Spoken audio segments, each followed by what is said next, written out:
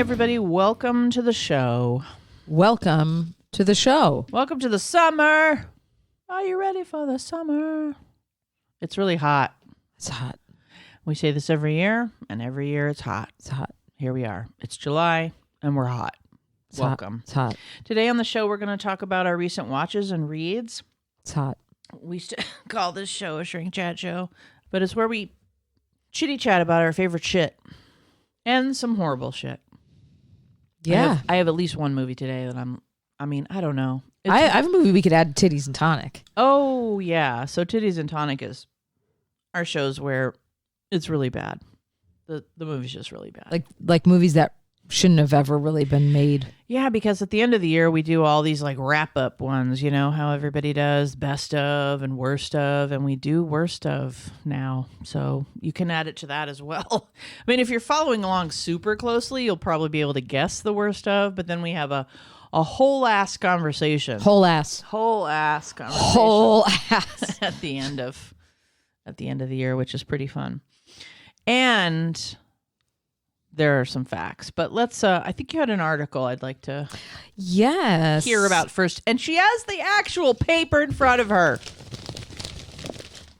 That is such a callback that I'm so pleased you have brought back into the mix. You're so welcome. And you know what? I laughed because when we did our anniversary or our 500 episodes and we brought that episode up, the next Sunday that I got my paper, I laughed. Maybe it was Saturday because I get them Saturday and Sunday because that paper was there at like 6:15 in the morning. You're like, my life is okay. I don't know why I was up so early. I mean, I'm not a late riser. I'm usually up between like 7 and 8 on the weekends, but I must have been up early and I was like, well, I might as well see if it's there. And garage door went up and I'm like, oh my God, it's 6:15 and it's here. Like it's 2 hours early. Dialed in. So fucking good. No issue. So this is actually out of the business section, and I'm not going to read this whole article, but I'm going to read a snippet of it. So Blumhouse joins other studios making a play in the gaming sector. I am so excited for this. I'm not a massive gamer, but I do have a PlayStation 5. I do like gaming every now and then. It's a fun outlet. I like a lot of the sports games and the horror games. Mm-hmm. But what I found is the horror games are very, very scarce, I guess. Mm-hmm. Like there are horror games, but they're usually mixed with something political. So it's like if you're playing a zombie game, it's because you're in Nazi Germany or something, and but like just horror, okay, beyond like zombies, Resident Evil or something. Yeah, but even beyond, like zombies are pretty common. So anyway, let me read this first. So it says, over the last 15 years, Blumhouse has built a reputation for success by producing low-cost original indie horror films. Now the studio best known for such movies as the Paranormal Activity franchise and Megan is looking to do the same in video games. The Los Angeles film and TV production company recently announced its first slate of games, starting with an homage to 90s teen horror films called Fear the Spotlight, a third-person puzzle-solving adventure that's expected to come out in the fall on desktop and consoles. The studio saw an especially relevant opportunity. Not only was the game industry growing, particularly among young people, but Blumhouse-owned fans, frequently identified as gamers. Blumhouse president Abhijay Parakash, I don't know if I'm saying that right, I apologize, said in an interview. So there's 2 or 3 on here that I am a little excited about.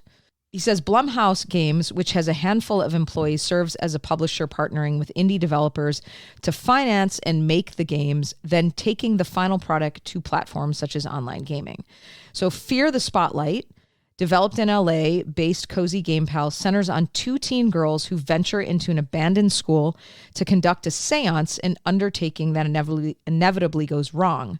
Then there's one called Crystal, Theater of Idols from Madrid developer Vermilla Studios, combines religion with horror and requires the player to use their avatar's own blood as ammunition. The slate will include a mix of desktop and console games as well as mobile games. Nice. So it's going deeper into horror. It's not just like, I mean, the zombie games are fun, but I feel like and maybe like every now and then we'll have a good Castlevania or vampire one, but now we're going into like exorcism and breaking and entering and, weird shit. Like I'm into it.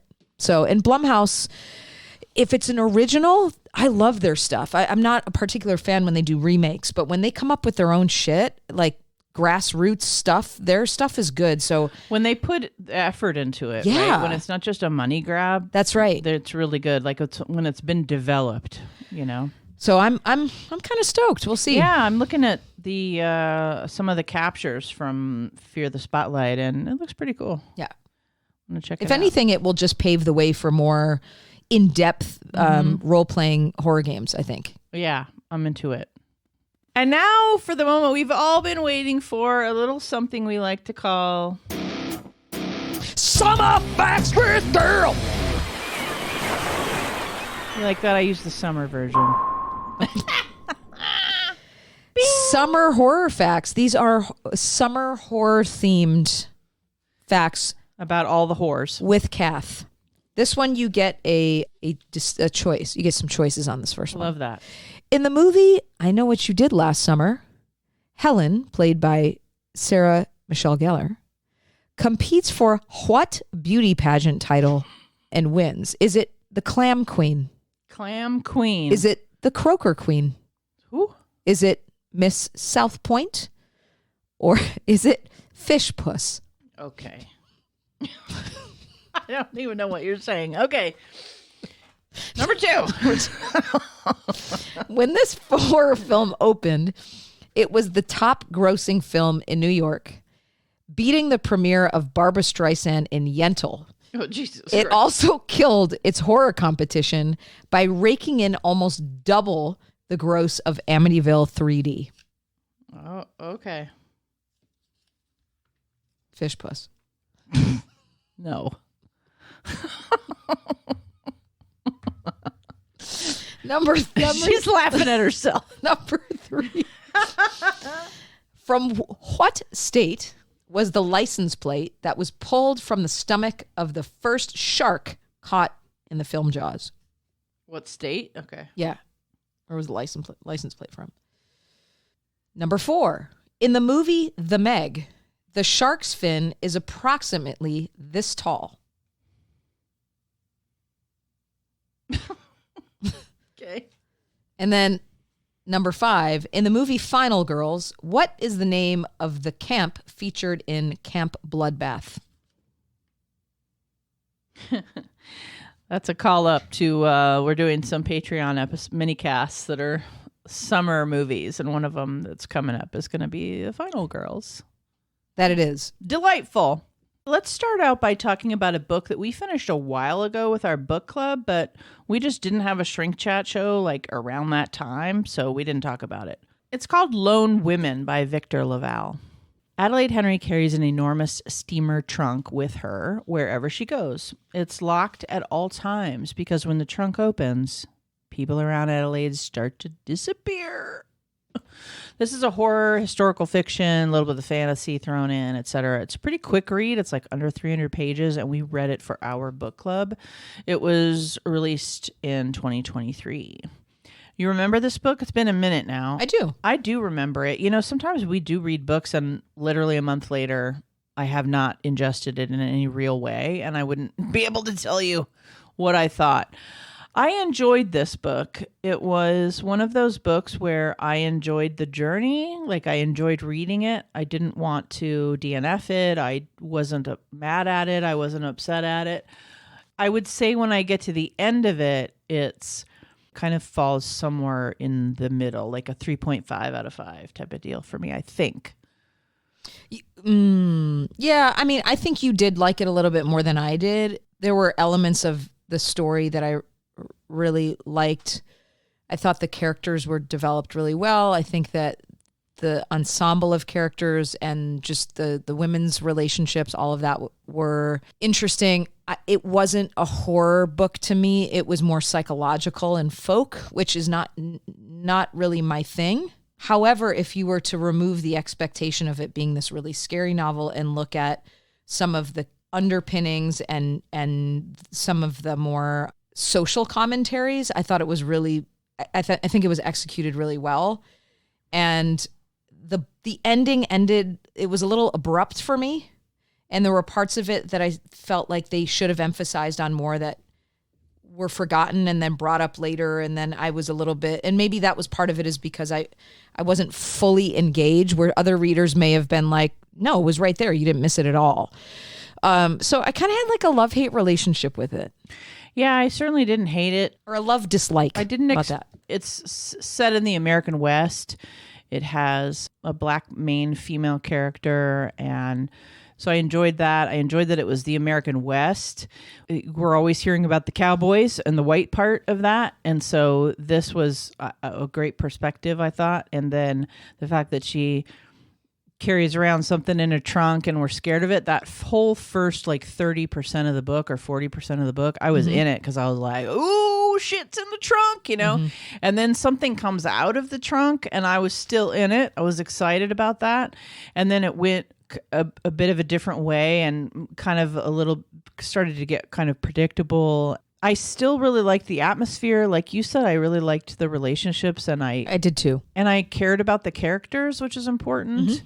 I didn't expect it to be scary necessarily, because a lot of the horror books we read are, I mean, you know, some are scary, some aren't.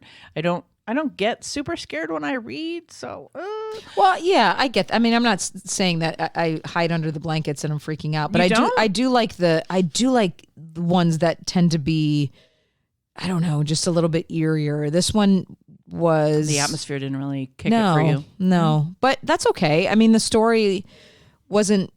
I guess I was expecting something a little bit different when I went into it, and that's okay. Yeah, I was disappointed in the way it went. But like I said, that first 40%, I was in it, and then it started to go a different way, and the middle fell apart. Like most books or movies, the middle falls apart, and it fell apart. And then if it had regained and gone the direction that I really wanted it to go, then I would have been okay with it.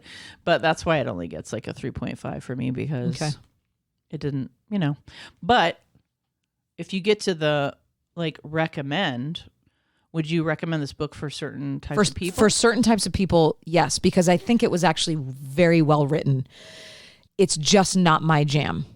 Yeah, so like if people like a historical, psychological thriller, let's say. I thought the writing from page to page was good, but I didn't think the plot really was that well written. Like it didn't come together in the way. But it was well written as far as like page to page, like you're talking about. Yeah. Yep. Cool. And it's a Western, so if you like that vibe, then you probably enjoy it. I think there was a couple of people in the book club that liked it more than you. Yeah. I'm not big on Westerns. That's a big part of it. And a couple of people that were kind of with you on that. So we had a diversity in what people thought of it as well. So, and that always makes for a good book club conversation. It does. And then there's some that I think I'm going to love and I don't, or some that I think I'm not going to love, and it ends up being we've been surprised a lot, right? Yeah. We're reading Horror Movie, the new book Horror Movie by Paul Tremblay, and then after that we're reading Fantastic Land. I'm excited for those. Yeah. Are you reading anything else right now? I'm still finishing up The Reformatory. I've finished several books since last we spoke, but mostly fantasy, and I think a couple of like romance Audible books. Okay. I'll listen to those. And I just started a book that was recommended by one of our patrons, whose name is Blue. I just started reading this big fat book that she recommended to me, because remember when I was all into dragons, and I was like, oh my God, this book, Fourth Wing, that I read is so awesome. Well, now she says if you liked Fourth Wing, you like dragons, you'd like this book. So it's called When the Moon Hatched. Okay. By Sarah Parker. So I started that dragons as well. Are fun. Mm-hmm. I finished a couple, but now the only one that I'm actively reading other than our Discord book is Gabor Mate's The Myth of Normal. So if anybody, we talk a lot about trauma on our other shows and stuff, and he's just a really amazing individual that does a lot of work in trauma psychology and just the way that our world is and what creates a lot of the book essentially talks about how we have the most doctors, the most health focused ideas of things, yet we're the sickest we've ever been. Mm-hmm. And it's just really informative, and he's a brilliant mind. So I'm listening to it on Audible, and I enjoy it. So, awesome. Yeah. One thing I forgot that I read the I Did It book, the O.J. Simpson book for our episode. And then we also have a true crime book club on the Discord. And so we're going to start the next book. But I also finished one of the novellas that I've been trying to read for a while by Stephen Graham Jones, one of my favorite authors. And that novella is called Night of the Mannequins. Mm-hmm. And it was pretty good. Cool. It was one of those ones where you think it's going to be one thing and then it becomes a different thing. And it's actually very psychological. So I thought that was cool without any spoilers.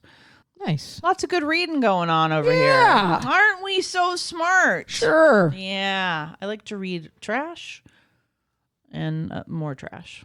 Listen. And lots of other trash. Yeah. After all the schooling, I'm good on the smarty pants books. One man's right now. trash is another man's treasure. It's true. Have you seen a good movie or a very bad movie lately? Which one would you like to start with? I haven't seen anything in the theater lately, but I did watch one that is very unmemorable. And I don't recommend it at all. So it would fit in our Titties and Tonic, which is basically it's a tank for all of our shit. Yeah, and Titties and Tonic would open arms would take a movie called Founders Day. It's a turd, is it? Yeah.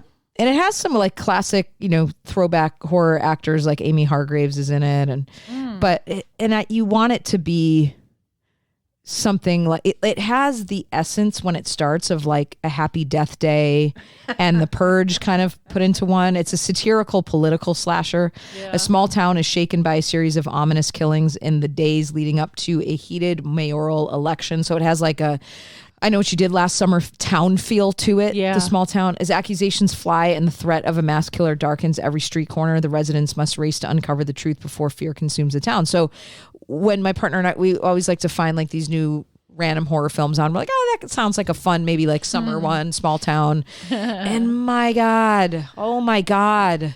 I don't even remember the majority of it. And then when you find out who the killer is, I looked at her and I go, is that the killer? Like, it's so anticlimactic. I'm like, are they going to change the story? Is this right? I don't. Oh no. It was so bad. It was so bad. And just don't waste your time with it.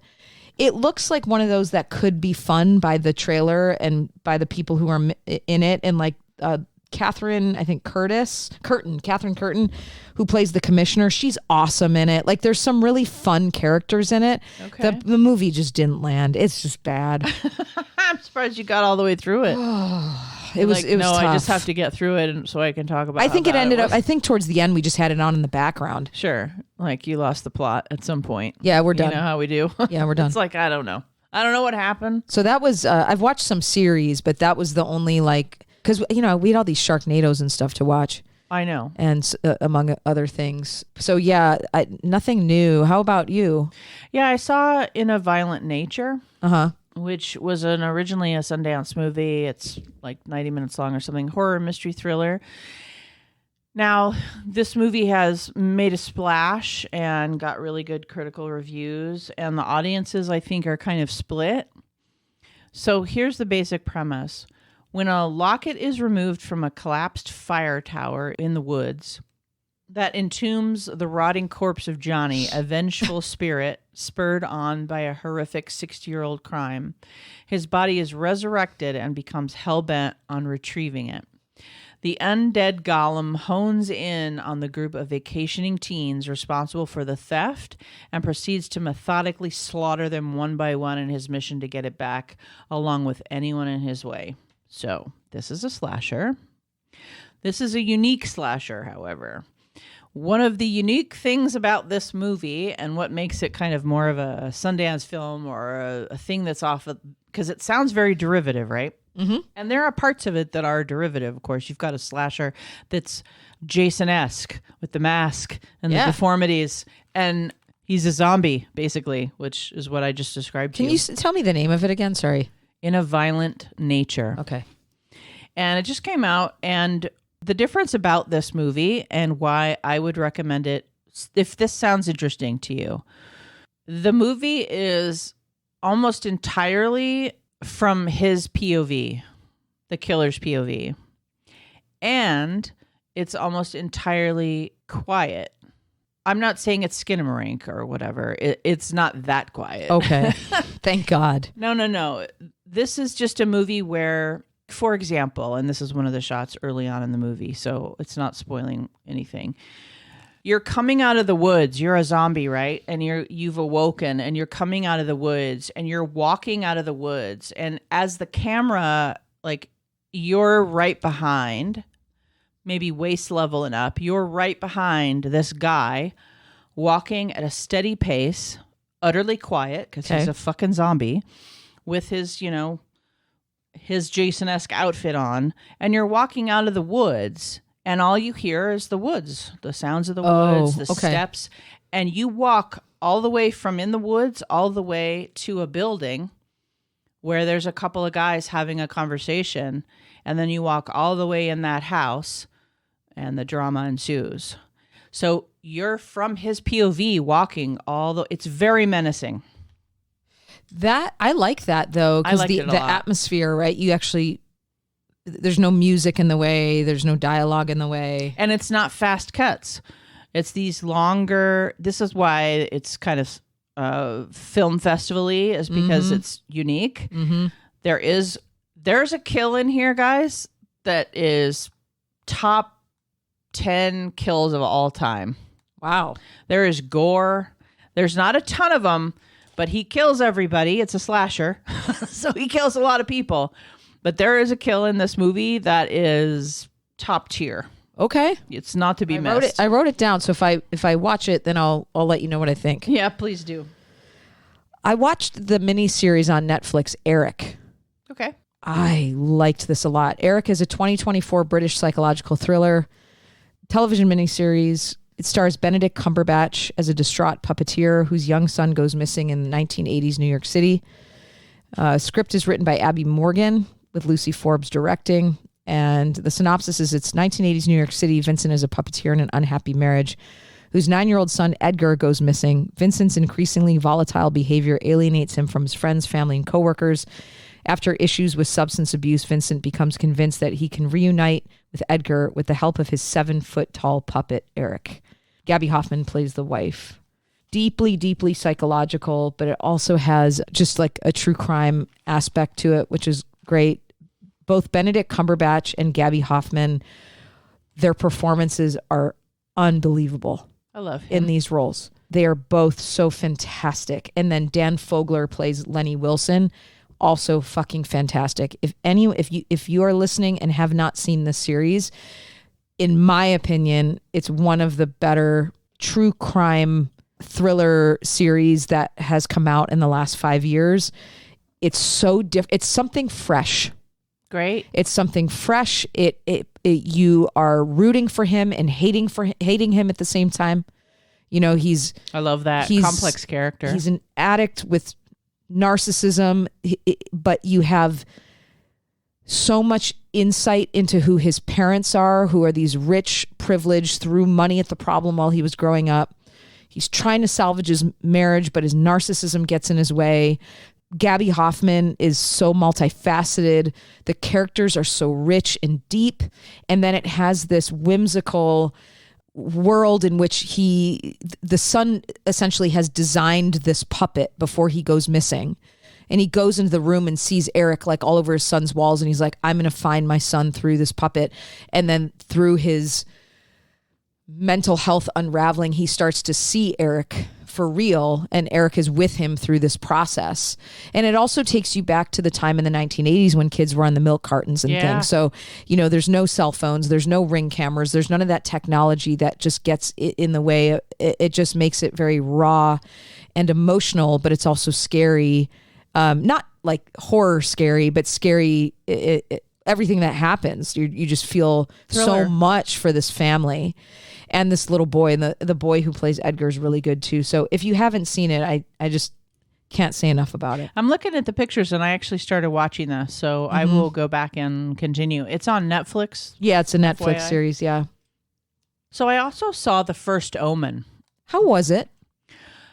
This movie's pretty divisive, I think, but I really liked it. I don't know. The reviews are good, but I really enjoyed it. So this is a prequel for those of you who are curious. And what it is a young American woman is sent to Rome to begin a life of service in the church. She encounters a darkness that causes her to question her own faith and uncovers a terrifying conspiracy that hopes to bring about the birth of evil incarnate. So this is a movie that has amazing atmosphere, as you might imagine. It's pretty creepy. I thought the performances were really amazing. I thought, That's good. yeah, I mean, that's the start, right? Because you've got a movie that has really nothing to do with the Omen franchise as you know it. There's no little boy or whatever. Obviously, this woman is birthing, I think, Damien's father or something. You know what I mean? Like, it's like back a few generations, and it's the prequel. It's directed by Arkasha Stevenson, and it stars Sonia Braga is in it. Bill Nye is in it. Oh, I love him. Yeah, there's a lot of really interesting, good actors and actresses in this movie. And I can say that if you like religious horror, I think you'll enjoy it. It was spooky sometimes. There was possession type of vibes. It was kind of, to me, like shockingly good. Like, I really enjoyed it. I didn't have a whole lot of expectations, so maybe that was part of it. But it was It was one of those ones where you're sitting down and you're like, okay, I'm going to watch this because it's the First Omen and let's see what happens. And it got good critical reviews. So I sat down, I'm watching it. I'm going to say, like, put on your headphones, make it dark in the room. It's a dark movie. It goes in directions I was not expecting. It was just one of those things where it was surprisingly effective. I love that. Yeah. I love that when you go into it with like these lowered expectations and you're like, maybe it'll be good. And then you're like, oh, wow. Okay. I liked that a lot more than I thought. Yeah, those are nice. Like it'll probably make a top 20 list at least this year. Okay. Like, I liked it. Good. I watched the series all transparency, I've had a hard time finishing it. So I think I have one episode left, but it's called Death and Other Details. And it's a series on Hulu. You can get it through Disney or Hulu. But Detective Rufus Coatsworth and his protege Imogene dig for the truth on a Mediterranean ocean liner where everyone is hiding something. Now, I love these whodunits. And I love anything that resembles an Agatha Christie kind of thing. The cast is awesome. You have Mandy Patinkin. You have Violet Bean playing Imogene. Wow. It's set up to be such a cool series. The first couple of episodes really ropes you in, and you realize why Imogene is working with Mandy Patinkin's character, and they essentially go on this yacht to figure out if they can solve this murder that's happened, right? Sure.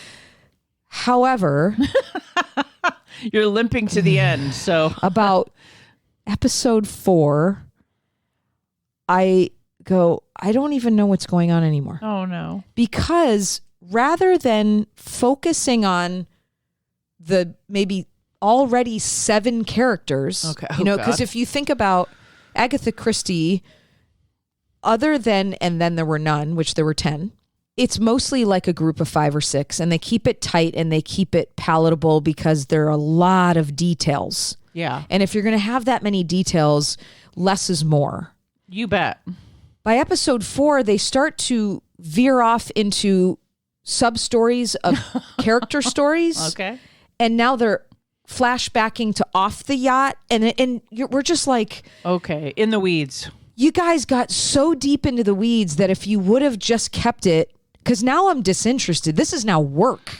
Yeah, now I'm like, okay. I'm like, no, so does he know her? Yeah. Was she on the last episode? Is this the future? Is this the...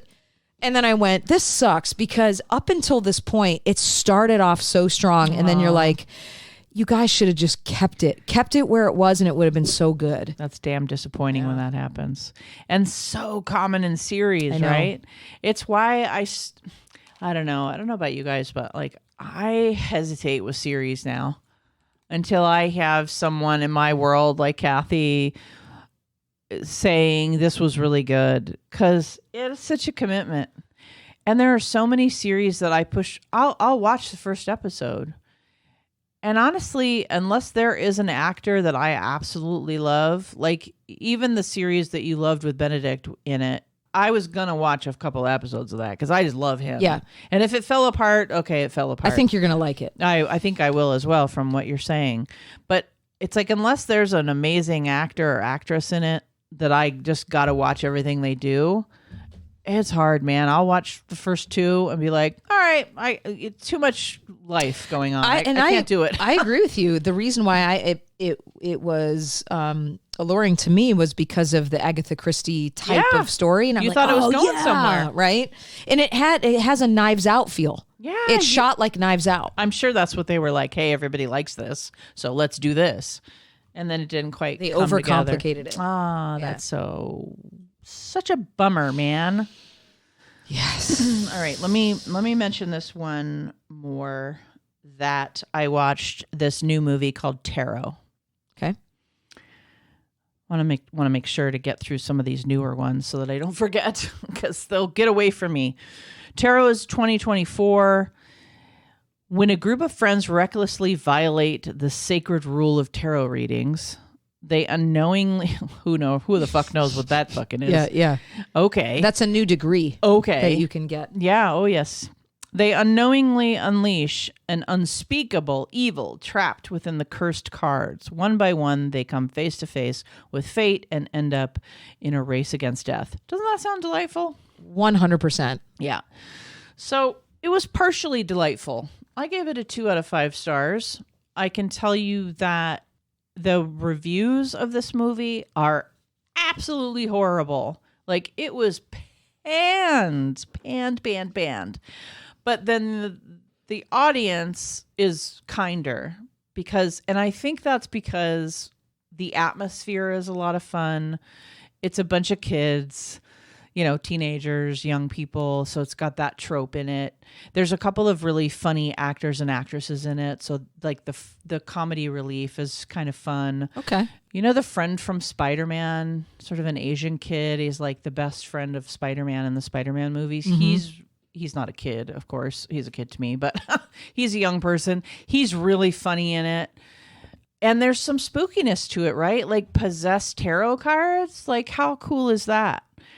But what happens is it's predictable. It's derivative. The plot completely falls apart. It's bad, but it's good. It's this weird kind of in-between thing for me where I sort of feel like it's a fun push play and have it on in the background and enjoy the spookiness in the beginning. And it's got some of the most creative kills I've seen in like a kind of a shitty movie in a long while. The kills are pretty creative and pretty fun. Okay. So I would watch it for that. I would watch it for some of the actors, the spookiness, the setup. If you need to see all of the occult type movies, this one is in that genre. But like the story, the relationships, the creature design is really cool. The kills are really cool. The rest of it I can take or leave it. But those things to me, it depends on what you care about. Those things to me would go like, oh, I'll just watch it because I like those. I care about those things. Yeah. Enough to give it a watch. It's like you with like, if it's like an Agatha Christie, I'm going to push play and I'm going to try to make it work. Yep. Yeah. Yeah. Cool. All right. Let's get the answers to the, I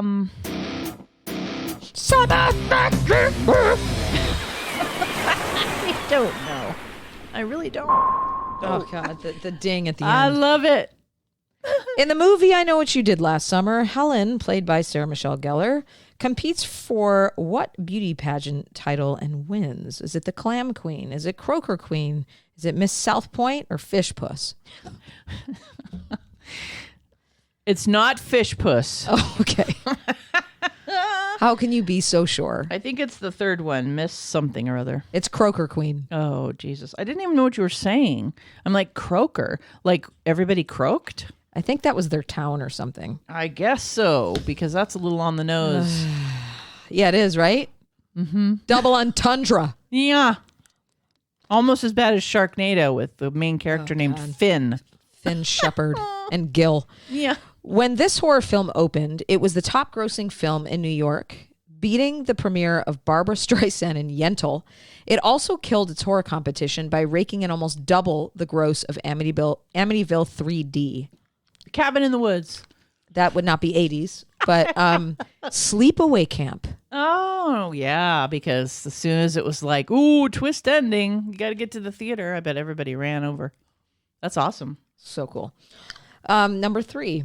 From what state was the license plate that was pulled from the stomach of the first shark caught in the film Jaws? New Jersey. Louisiana. You had 50 chances. I know. Or 50 choices, I should say. In the movie The Meg, the shark's fin is approximately this tall. Like, what is it supposed to be? Oh, like, okay, what it's supposed to be? Yeah. 100 feet tall. 8 feet. Oh. Oh, What? I don't even think the Meg's 100 feet. I know. I guess not. It'd be cool if it was, though. I know, because I actually sat there and I was like, 8 feet. Okay. That would still look really massive in person. Yeah, well, 8 feet is 2 feet taller than me. It's like a doorway. A lot of times, or doorways are a lot of times are 7 or 8 feet. That's a big fucking fin. Yeah, it's a big fin. I prefer the 100-foot tall. Well, I don't know how the body would be able to hold that up. In the movie Final Girls, what is the name of the camp featured in Camp Bloodbath? So it's not Camp Bloodbath? I don't know. No, the movie, I think the movie is called Camp Bloodbath that they're in, but then the camp that they're actually Oh, in, yeah, I don't know. I don't remember. Camp Bluefinch.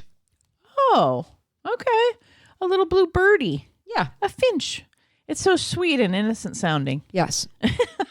That movie's hilarious. It is really hilarious. So we will, those of you who are not patrons will hear a couple of minutes of that. We're going to do a mini cast on that movie and we're going to enjoy ourselves, damn it. Thank you so much for listening. This has been an episode of Terror Talk. My name is Shannon. And I'm Kathy. Sleep safe, everyone.